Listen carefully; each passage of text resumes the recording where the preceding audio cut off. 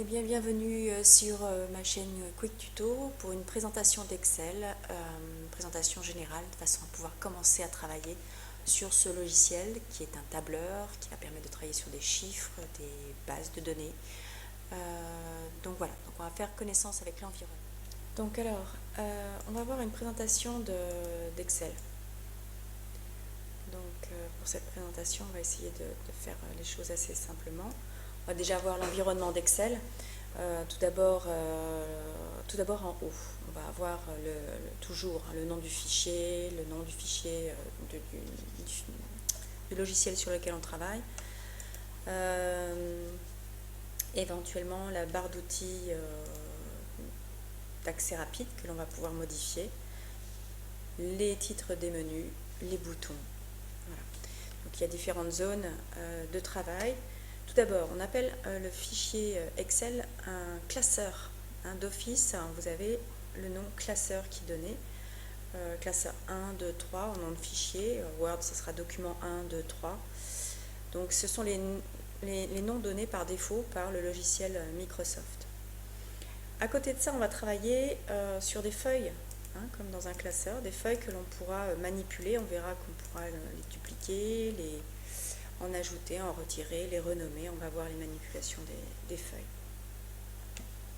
On a aussi des cellules dans lesquelles on va travailler.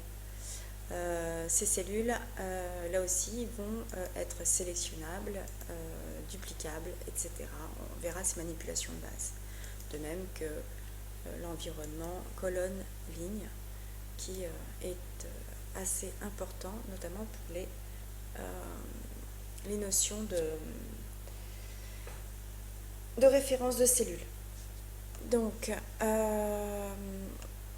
vous avez donc pour chaque cellule, en haut, une zone de nom qui va vous permettre de voir en fait la référence de cellule, un peu comme à la bataille navale.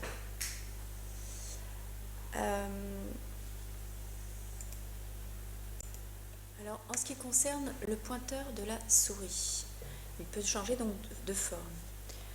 Par exemple, si je clique sur une cellule, ou si je déplace simplement le pointeur, on a une croix blanche. Si je tape un contenu dans la cellule, je valide, je retourne. On voit une poignée. Si je prends cette poignée et je clique avec le bouton gauche de la souris, je recopie dans ces cas-là l'élément dans la cellule. Je recopie vers le bas, vers la droite.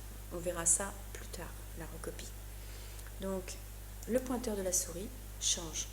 Je veux sélectionner une colonne ou une ligne, le pointeur devient une flèche noire. Si je veux par exemple taper un élément dans la barre de formule, le pointeur devient un trait vertical. Si j'ai une zone que l'on pourrait appeler une zone de dessin, je vais pointer ma souris sur le bord et j'ai un pointeur qui est devenu 4 flèches noires. De même, si je veux modifier la taille de cet élément, le pointeur va encore changer de forme. Autre chose, par exemple, vous avez ce qu'on appelle les volets. On reverra ça plus tard, tout ça. Simplement pour montrer les différentes formes du pointeur, on a ce qu'on appelle les volets, qui peuvent être déplacés. On verra leur utilité ultérieurement. On peut aussi avoir le pointeur pour l'ascenseur, pour se déplacer. Donc à chaque fois, des formes différentes. Là, je suis sur différentes feuilles. Le pointeur devient une flèche blanche. Donc on continue toujours sur l'environnement du logiciel. On a bien le nom du logiciel, du fichier qui a été donné. Là, c'est moi qui l'ai nommé. Normalement, quand on crée un fichier, vous avez classeur 1, 2, 3, etc. Et le nom du logiciel. Donc, vous avez ensuite des boutons qui permettent de réduire la fenêtre de travail. Je vais le faire. Cela vous permettra de travailler, de chercher, de travailler sur un autre logiciel, par exemple, plus efficacement. Le fichier est toujours ici. Vous voyez, je suis ici. Je le réouvre. Enfin, je ne le réouvre pas, il est toujours ouvert. Seulement, quand on le réduit, cela permet de travailler en plein écran, en pleine fenêtre, sur une autre application qui est ouverte. Voilà. Très utile. Ici, cette fois-ci, on va mettre la fenêtre de travail à un niveau inférieur. On va régler la taille de la fenêtre de travail si l'on en a envie. Ça permet par exemple d'avoir Excel à côté, Internet à côté, Word, peu importe, une autre application, et de travailler sur les deux en même temps. La croix permet, alors je ragrandis, la croix permet de simplement fermer le logiciel, de quitter Excel. Je reviens sur cette fenêtre. Elle permet donc d'avoir plusieurs applications, parce que ces trois boutons sont retrouvés sur tous les logiciels Microsoft. Cela permet donc d'avoir plusieurs fenêtres de plusieurs logiciels ouverts en même temps, et on peut réduire l'espace de travail ou l'augmenter à souhait selon les besoins. Alors de la même façon que l'on peut travailler sur les boutons réduire, inférieur, etc. et fermer le logiciel, on en a trois juste en dessous qui permettent de faire la même chose mais avec le fichier sur lequel on est en train de travailler. Par exemple, là je vais réduire le fichier Excel présentation. Hop, je clique sur réduire la fenêtre et je me retrouve avec le classeur 1 que j'avais d'ailleurs réduit. On voit ici Excel présentation, je vais cliquer dessus. Voilà. Donc le bouton ici permet de réduire un élément ouvert, un élément fichier du logiciel Excel et de pouvoir travailler sur un autre qui s'appelle ici classeur 1. Je clique dessus, je clique sur restauration. Ici, ça sera la même chose que tout à l'heure pour le logiciel. On va réduire la fenêtre de travail pour pouvoir, par exemple, avoir plusieurs fichiers d'ouvert, voilà, faire des simulations. Mais là, on se trouve bien dans le même logiciel avec deux classeurs ouverts. Pour passer de l'un à l'autre, il suffira alors de cliquer dans l'une des fenêtres. Je clique sur restauration toujours, donc ce bouton là sert soit à réduire la fenêtre, soit restaurer la fenêtre. Ici je fermerai le fichier en lui-même. Alors, toujours dans l'environnement, on a les outils. Alors les outils, on les a à disposition ici, sous la forme de boutons. On a aussi la barre d'outils d'accès rapide, on verra comment la gérer ultérieurement. Donc on pourra la modifier au besoin. On a les menus, accueil, insertion, mise en page, etc. Ils ne sont pas spécifiquement déroulants. Par contre, si on veut de façon exhaustive avoir tout ce qu'on veut sur, par exemple, le presse-papier, puis copier-coller, on cliquera sur le petit bouton ici ou ici pour avoir le menu intégral si ma machine le veut bien. Donc là par exemple on a le menu police en entier qui reprend finalement aussi l'alignement. Ce sont les vieux menus que l'on retrouve. Si j'avais cliqué ici, je serais tombée sur cette fenêtre là. Nombre, pareil.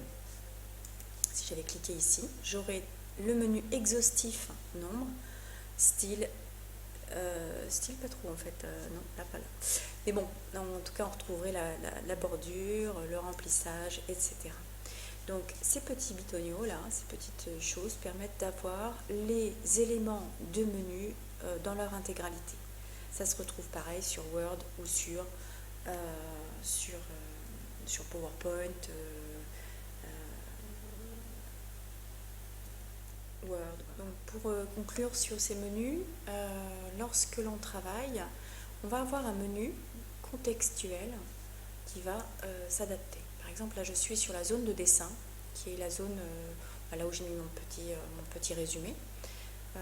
Ça aurait pu être un graphique, dans ce cas-là on aurait eu des outils de graphique, ou autre chose, peu importe. Sur les logiciels Microsoft, on a ces menus, des menus qui arrivent et qui sont contextuels, qui offrent des outils différents selon ce sur quoi on est en train de travailler. On reviendra dessus au fur et à mesure, de toute façon on s'en rendra compte, on verra. Voilà, donc ça ce sont les outils. Les volets verticaux et horizontaux servent énormément. Alors les menus horizontaux et verticaux sont utiles lorsqu'on a un grand tableau. Par exemple, là on a des produits vendus sur une période. Admettons que c'est le chiffre d'affaires, hein, des ventes qu'on a sur ces produits-là. Les grands tableaux, ils dépassent et on va avoir toujours les en-têtes de colonnes et de lignes sous les yeux. Si par exemple je me déplace sur la droite, je perds en fait la périodicité sur la gauche, ce qui est gênant. Si je descends, je vais perdre le produit concerné. L'idéal, ça serait de garder le produit en haut et la période à gauche. Donc comment faire?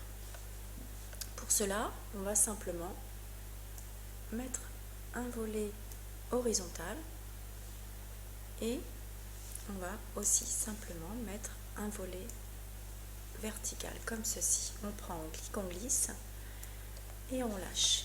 Donc là j'ai des volets qui sont amovibles. Il suffit pour ça que je pousse et que je tire.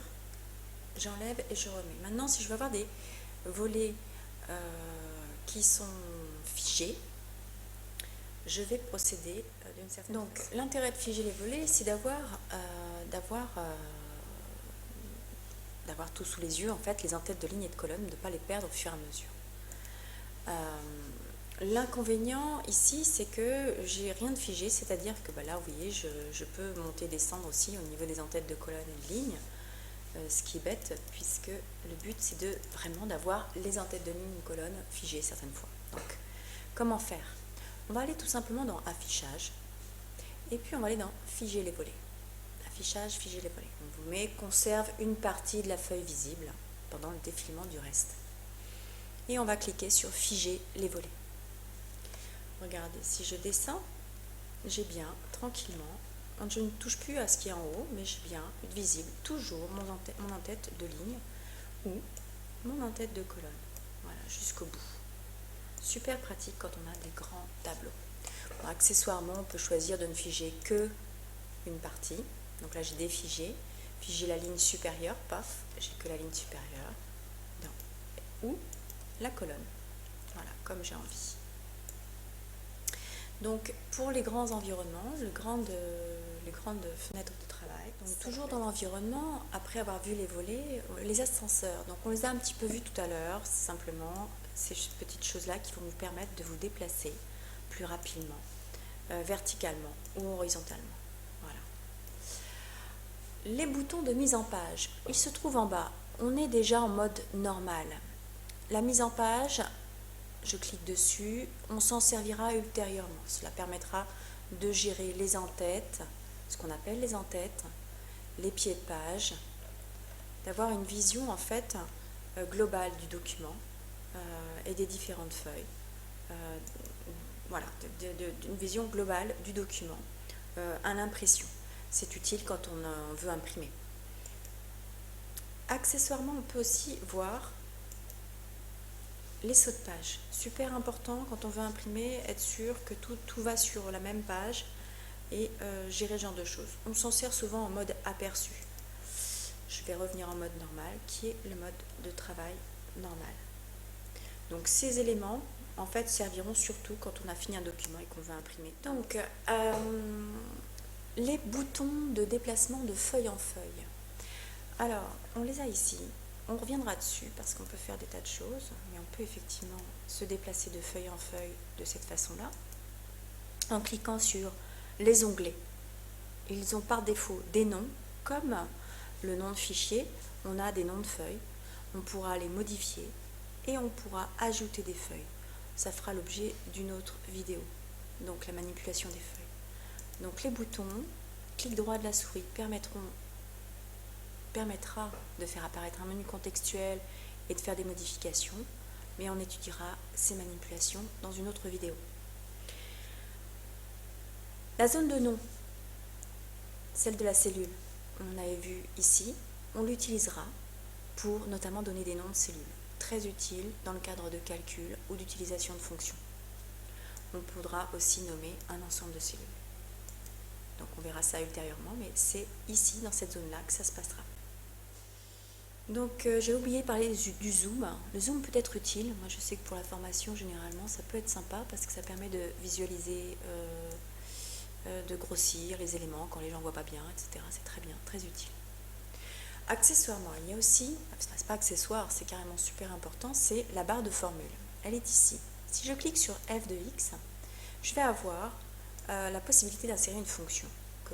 Les dernières utilisées sont ici, dans la fenêtre du milieu, avec le libellé, on reviendra dessus. Ce sont les dernières utilisées, sinon on a différentes catégories de fonctions dont on voit la liste non exhaustive ici, qui vous permettront de retrouver la fonction et d'utiliser la fonction. C'est la barre de formule. Quand la barre de formule contient une formule très longue, on va pouvoir développer la barre de formule en cliquant sur ce petit bouton. Ça permettra de voir le contenu de la cellule en entier, ce qui est très utile, donc quand le contenu enfin, est très toujours important. Pour conclure sur cet environnement du logiciel, on va parler 2 secondes de la barre d'outils d'accès rapide, mais là aussi, en fait, je reviendrai dessus. On peut en fait personnaliser cette barre d'outils d'accès rapide, et ça peut être très utile en fait de personnaliser, de rajouter des outils sur lesquels on a besoin à un moment donné. On verra comment le faire. Là, vous voyez, ce qui est coché, c'est ce qui apparaît. Si on veut enlever des choses, il suffira de décocher. Voilà. Et on reviendra dessus, en fait, très, très rapidement. Sinon, on a toujours ce bouton Office ici, mais en fait, selon les versions du logiciel, on ne se présentera pas de la même façon, avec les options d'Excel que l'on retrouve de toute façon sur toutes les versions du logiciel, et les derniers documents ouverts.